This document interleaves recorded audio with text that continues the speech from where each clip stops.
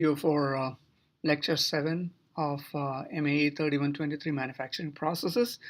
Um, we are going to be talking about sheet metal processes in this class. And why is sheet metal processing important as an in the manufacturing processing world? It is because it produces a wide variety of consumer and industrial products. Such as we all know, um, it can create it is used for making beverage cans, utensils, metal furniture, bodies, aircraft, car bodies, aircraft fuselages, etc. So, and it is also called press working, press forming, or stamping, and it is one of the oldest processes used by mankind for making household utensils, etc. Okay, so and compared to uh, castings or forgings, they are much lighter, they are much lower cost, and it can create a wide variety of um, products. So these are all the different varieties um, of the sheet metal forming processes, um, and it all these are part of the sheet forming processes. And what is the most important thing that is related to sheet metal forming? Again, just like in the case of um, forging or swaging or something like that, we are going to be looking at the true stress strain curves represented by sigma is equal to k epsilon to the power n, where n is the, and these are the true stress true strain relationship, and n is the strain hardening coefficient. And the strain at which the necking begins is when the strain is equal to n, or the strain hardening coefficient. So in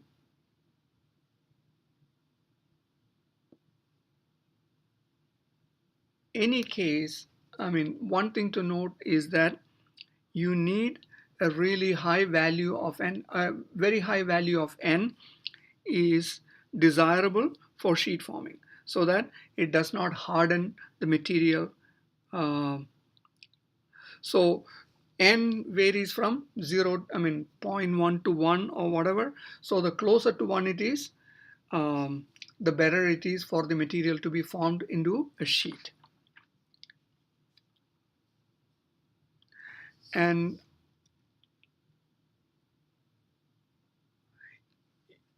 one thing to note in the sheet metal forming process is that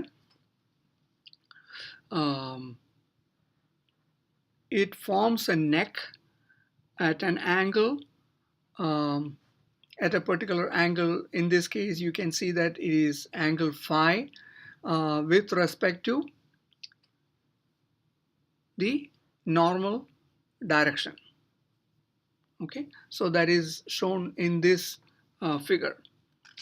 So if you have an isotropic sheet specimen, um, it is formed, the Mohr circle is shown as in 7.1b, and you have longitudinal strains epsilon 1, and epsilon 2 and epsilon 3 are the lateral strains. So the equivalent Poisson's ratio for metals in the plastic range is 0.5, and the lateral strains have the value of minus epsilon 1 over 2. So what happens is that you have a localized necking like this, localized necking, because it is constrained by the material above and below the neck band. And that angle phi can be determined from the Mohr circle by a rotation either clockwise or counterclockwise of 2 phi from the epsilon 1 position. For isotropic materials, that angle is 110 degrees, and so the angle phi is about 55 degrees. And this angle will be different for materials that are anisotropic. So if you have planar anisotropy, that angle phi will be different. So the length of the neckband remains almost constant during the test, but its thickness will decrease because you have to have volume constancy. So the specimen will eventually fracture. And whether it is the necking is localized or diffuse, it depends upon the strain rate sensitivity M of the material, which is, I think it is shown, no, not in this one. So you have a relationship sigma is equal to a constant or constant C into epsilon dot to the power M. So that M is the strain rate sensitivity. So we will have some examples in the homework problems. So if you look at the, if you have localized necking on, it is 7.1D, I mean, I think right here, you can see that there is some necking here, and you will see this kind of a double neck here. This is the case of aluminum. And phi can either be in the clockwise or counterclockwise position in the in this figure here. You can see that it can be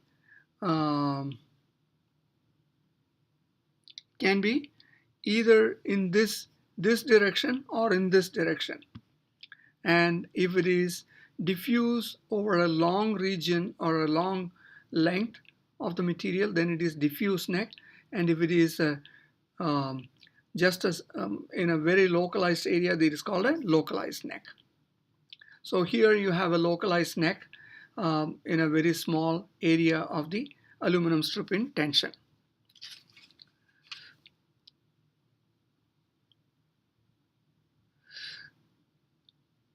One thing to note is that if you have a gauge length of 50 millimeters, which is typically used in tensile testing samples,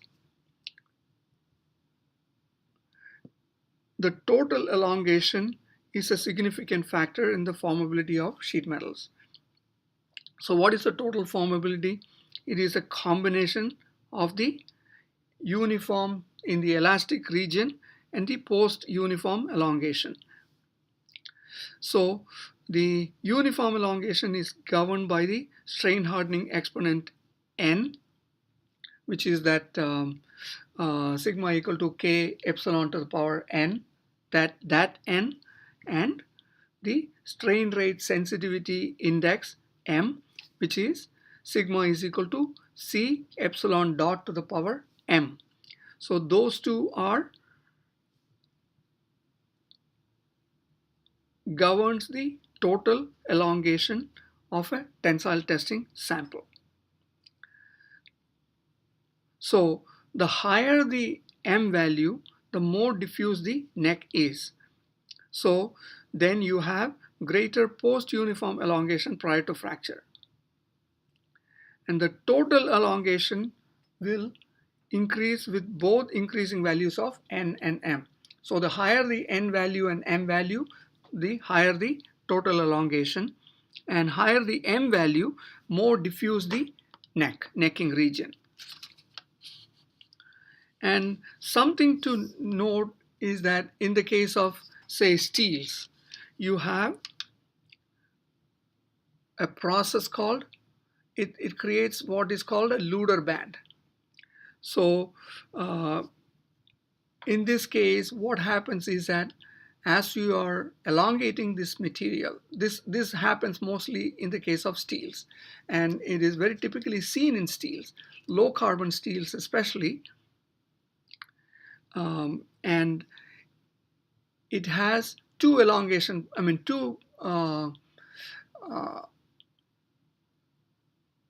elastic limits. Okay, so you have, one is called the upper limit and the other one is the lower limit. And why does that happen?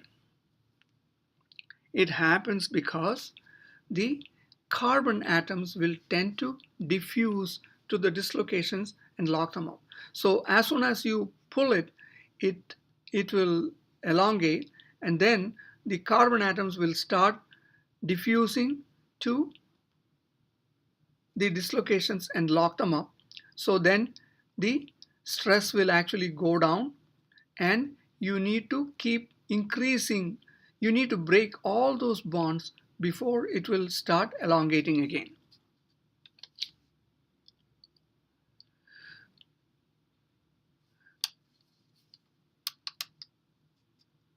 So it will start having uniform elongation only beyond this stress level and beyond this strain level.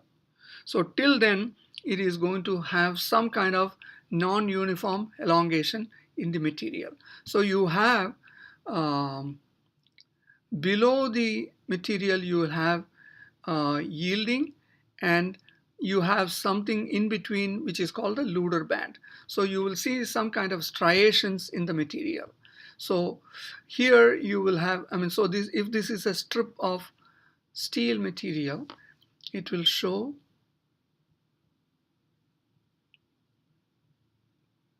yielding in this region, and then here there will be no yielding, and in between you will have some kind of a band, and this band is called the Luder's band.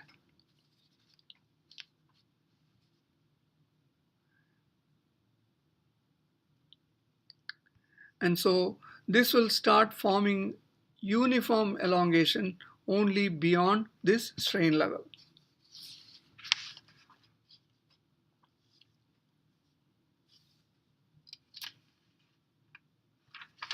And this also is a function of the grain size of the sheet metal. So as the grain size decreases, you will have more uniform elongation. So if you want good, so if you are taking a sheet metal and if you are trying to deform that into particular shape, you would like to have as uniform and as small a grain size as possible. So if you don't have that, then it is going to have, so these Luder bands are also known as stretch marks. So they can form some kind of elongated depressions on the surface of the sheet, and it is not a good thing. So it will show some kind of a non-uniform surface phenomenon on the sheet metal. So it can also, I mean, so if you have already coated this material, or if you are trying to coat this material or paint this material, if you have these Luder bands, that paint is probably not going to stick as well as in the other regions.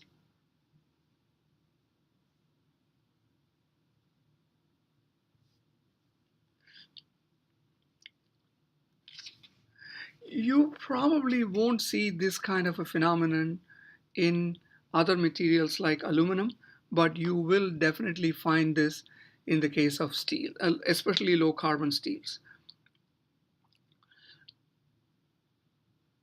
So how do you avoid that? I mean, so what people do is, what the manufacturers do is they apply some kind of a cold rolling, it is also called temper rolling or skin rolling, and um, then you heat it up and do this kind of a tensile test. You will not find that. So what happens is that when you do that, it makes the material more uniform.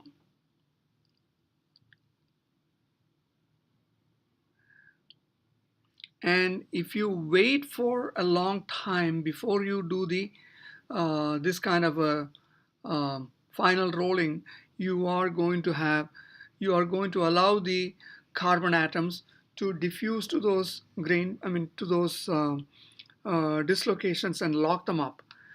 So if you do not want that, you do the temper rolling or you do the cold rolling, and then immediately after that you apply uh, the further metal processing.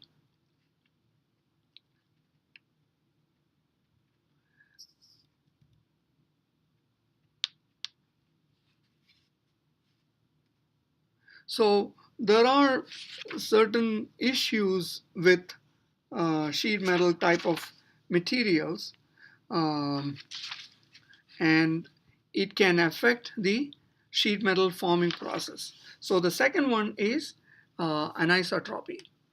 And what happens is that sheet metals are going to be stronger in the direction of the stretching versus the thickness direction. So that can be an issue. So you may want to avoid that. So if you want to avoid that, what do? You do sheet metal, you do cold rolling, and then you may want to um, do some kind of a heat treatment to avoid the anisotropy. Then the other one is the effect of grain size. I don't know if no. Um, Next one is the grain size. So the finer the grain size, the more uniform the material will be. But the coarser the grain size, the rougher the surface will um, appear after the deformation. And that effect is called orange peel effect. So if you want to have sheet metal forming, you typically like to have an ASTM grain size of 7 or finer. So the smaller the grain size number, the the higher the ASTM grain size number. Sorry, I probably confused you. Coarser the grain size, smaller will be the ASTM grain size number. That is, ASTM grain size number 1, 2, 4, 5, etc. is a very coarse grain size. If you have a very fine grain size, then the ASTM grain size numbers will be like 7 and higher. So what they say is that you would like to have an ASTM grain size number that is pretty high, and you would like to have that in order to avoid the effect of orange peel effect. Then the other effect is residual stresses. So if you are going to have cold rolling or sheet metal forming, that sheet itself will have residual stresses. Why? Because it is non-uniform deformation, right? So in the thickness, you are going to have more deformation than in the direction of the forming, direction of the rolling itself.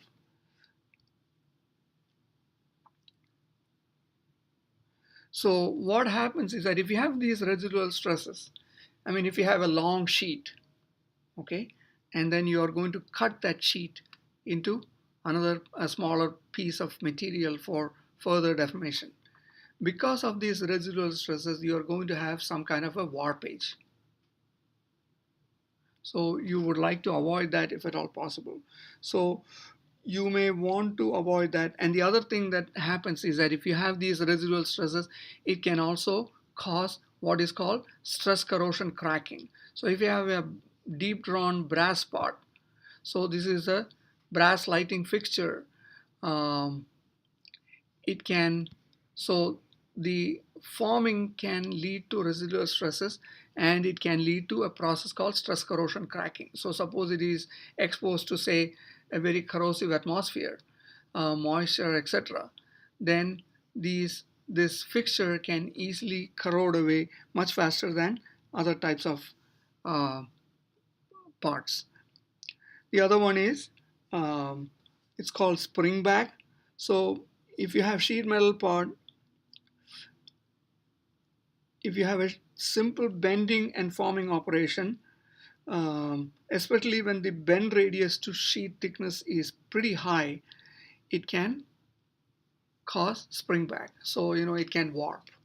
So it's not a good thing. So you have to take all that into account. Then the other one is, it's called wrinkling. And the last one is called, um, if you have organic coatings and things like that, um,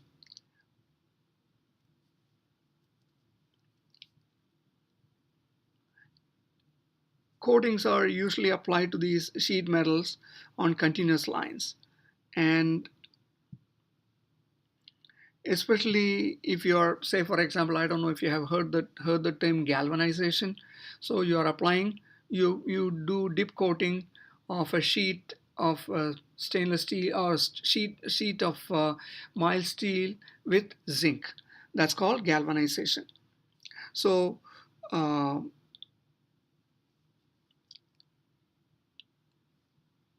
you may want to do that in order to avoid the cracking, or you want to avoid the corrosion of those kinds of sheets. So galvanization is typically done to, especially if you have a sheet that is being applied as a as a sheet on a roof or on the side of the building wall. um, you may want to do the galvanization so that that sheet does not get corroded because of stress corrosion or whatever. Okay, so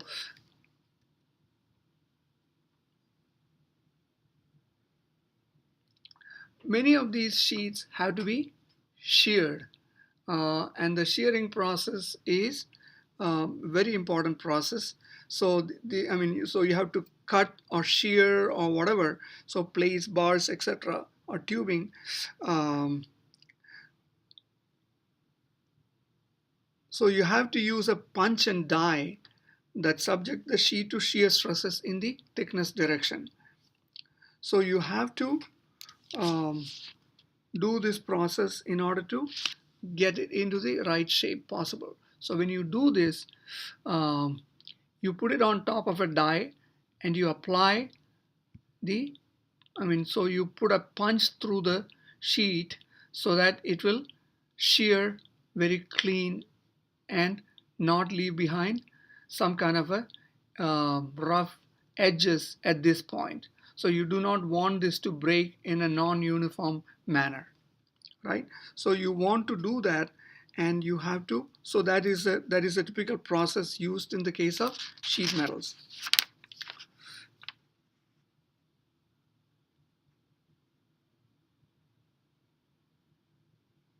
So that sheared edge,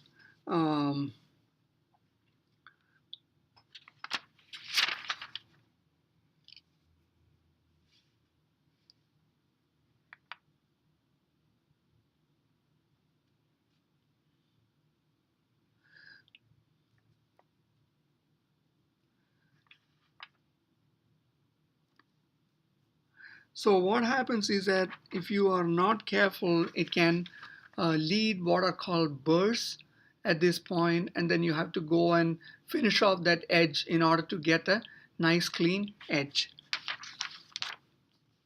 So suppose you're putting a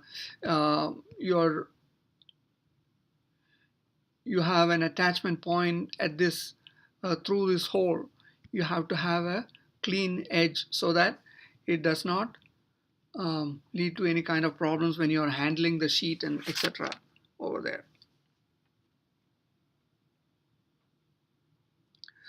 So the fracture surface can be very non-uniform, especially if the thickness of the sheet is pretty high.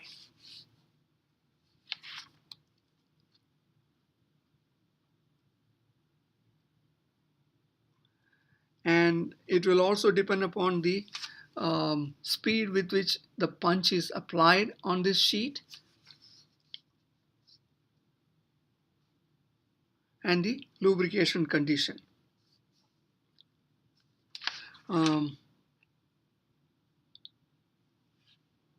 in this process, you have a variable called C, or the clearance, that determines the shape and quality of the sheared edge.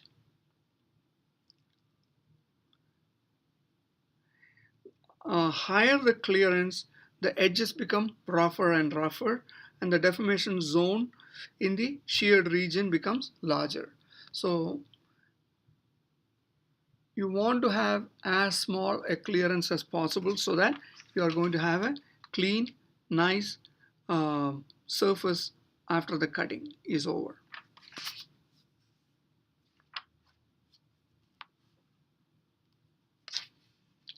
And you're going to have very high strains in that region. And what will happen is that that region, that small region at the edge where the punch is going to impact and shear off the sheet, is going to have um,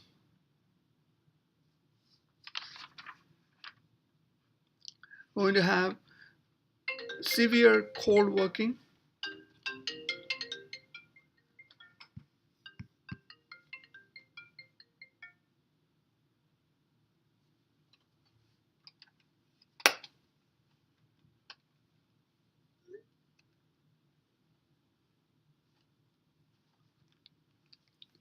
etc. So let me stop here and finish this, and then I will continue later.